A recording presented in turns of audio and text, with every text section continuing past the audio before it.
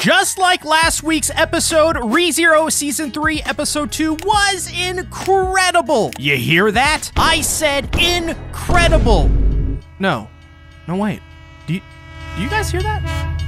Oh God, okay, this episode was literal genius with an impressive blend of horror, comedy to bring levity, and a surprise action sequence that felt like something out of a shonen anime rather than an isekai. And the last time I checked, ReZero wasn't known for its fight scenes. However, with this episode, I left potentially feeling that this is the strongest start to a season of ReZero ever. I'm a Gamer Subs partner. Use code CTactics to get 10% off flavors like Anime Girl Thighs, Jujutsu Kaisen Cursed Energy, or my new favorite, Moist Critical's Goof Juice. And if you're a fellow brokey as I am, you can use my code to order some free samples. Thank you so much to Gamer Subs, and thank you to you. Alright, so this episode of ReZero was absolutely, narratively speaking, beyond genius in some regards. As I said at the top, the way this episode blended so many different themes and tones, it felt as fluid as Echidna's body fluid tea flowing gracefully from a cup. Disgusting visual, but this episode starts off incredibly strong with Subaru realizing his new reset point is moments before the deadly witch confrontation with Sirius Romani Conti, a Sin Archbishop of the witch cult, and an avid video game fan with that bandage outfit, just saying. But despite her really awesome appearance, Sirius is, to say the least,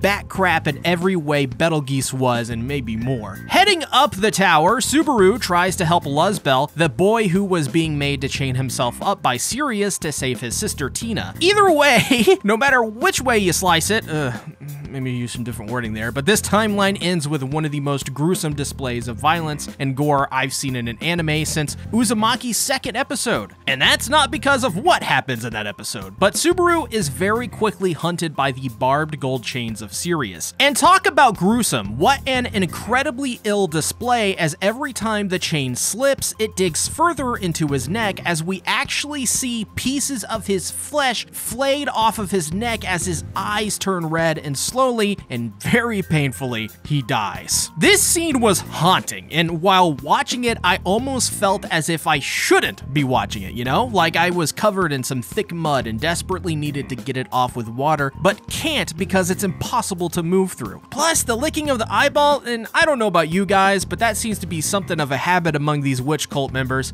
Keep them away from my eyeballs, please. I wonder if this is connected to some sort of symbolic ritual among those, though. But the main point of this scene was to establish that Sirius may be crazy, but she isn't useless or someone with no power beyond just her intimidation. Anything, I'd say she's even more dangerous than Betelgeuse, something we know in great detail by the end of this episode. Resetting, Subaru finds that the checkpoint has changed to moments before the encounter with Sirius, which makes it one of the most unique checkpoints yet. This means Subaru has to think quickly, or else she will kill him and possibly everyone else in every loop if acting too slowly. Though I do think this was pretty clever to have this be the checkpoint. I think this was necessary narratively, as this allows the dark deaths and grim tone of the Sirius encounters to be juxtaposed between the lighthearted and dark, bringing some much needed levity, and helps keep the viewers engaged without being overloaded by gore and violence, which is just boring after a while. So we see this in action as Subaru headbutts Liliana after nearly passing out, which not only gets Liliana just to stop being, thank God, but also allows Subaru to wake up from his daze and realize that he possibly needs help, and goes to Ratchin to call Reinhard. This is yet another example of this episode's genius and amazing direction, as when Reinhard shows up, you have this feeling that there is no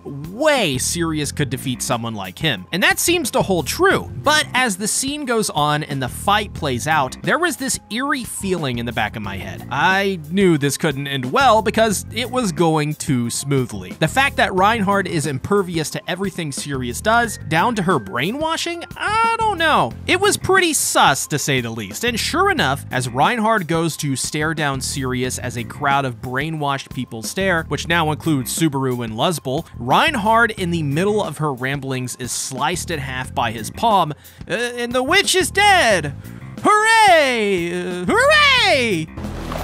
Were it so easy, All right, so everyone under the brainwashing of Sirius that is staring is cut in half just as she was, meaning the brainwashing is even more deadly than before, showing that Subaru from here on out must be sure not to even kill Sirius, but somehow cancel out her powers first and then proceed to deal with Sirius from there. But that's also easier said than done. It's very clear that Sirius has more to her than just these handful of abilities. She likely can do much more. This leads to a really good moment where Subaru and Biko depart the group. Subaru confides in her about the witch cult attack with a great line in which Subaru essentially says that no matter what happens, Biko is her anchor that will save him from losing his mind in these moments. It shows the amount of trust Subaru puts on Biko, but also the dynamic between one another. Biko relies on Subaru to protect her and show her a world so unusual to her, and Biko is there to ground him and make sure he is safe not only physically, but mentally. After all, Biko trusts Subaru so much that if Subaru says it, she believes it. That's massive for the both, and she also has,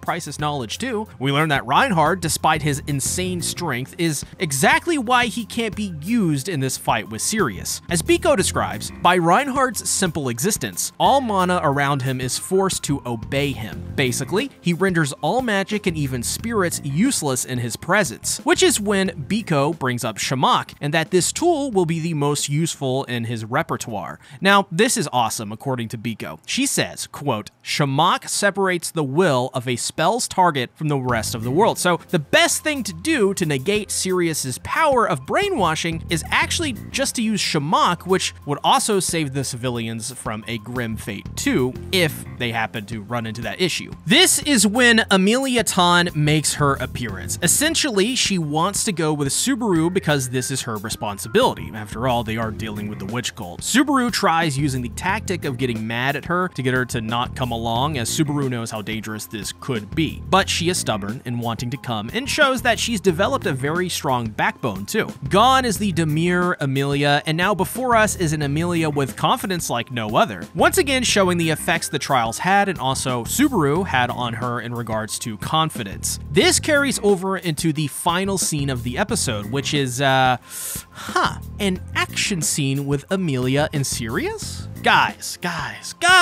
this scene was absolutely phenomenal. Once again, Amelia shows how far she's come as she's able to go toe-to-toe with the erratic and crazy Sirius. The biggest example of this is when Amelia humorously is told where Sirius will appear and immediately uses her ice magic without further prompting, which surprises Amelia. From there, well, it's, as they say, dead heat, as these two insanely powerful people fight balls to the wall. But because she's a member of the witch cult, as soon as Amelia defiantly takes the upper hand and goes to finish the job, Sirius has left her another surprise. She appears with Tina, Luzbolt's sister. The entire time, Sirius was essentially playing with Amelia, which shows just how skewed the playing field is in favor of pretty much every witch cult member thus far in the series. After all, they don't play that noble shtick, they do anything they want. In other words, they're crazy, and being crazy means they're near impossible to predict. This shows that, and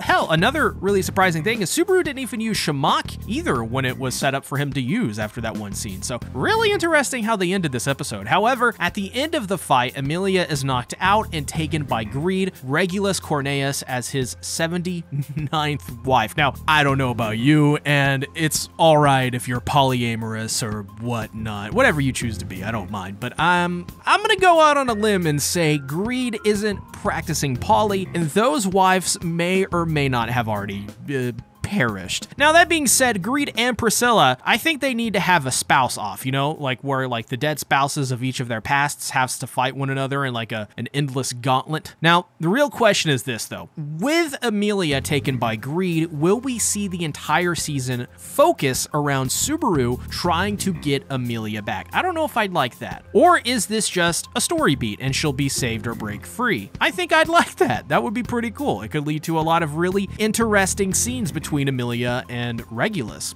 Plus, anytime Amelia is the focus of an episode, usually it's pretty good. But also, does Greed plan to actually marry Amelia? If so, then why would he choose Amelia? My guess is this has to do with her relation to the Witch of Envy, or maybe even the fact she's a royal candidate. Who knows? My guess is that this season probably will be focused on getting the royal candidates to work together to take down the witch cult while balancing their own goals and ambitions. Amelia or no Amelia. And we don't want that latter one. I'd love to hear your theories, so comment below, drop a like on the video to help spread some goddamn positive ReZero content out on the web, and check out my sponsor, GamerSupps, using code CTactics to get 10% off. Thanks for watching, y'all. Bye-bye.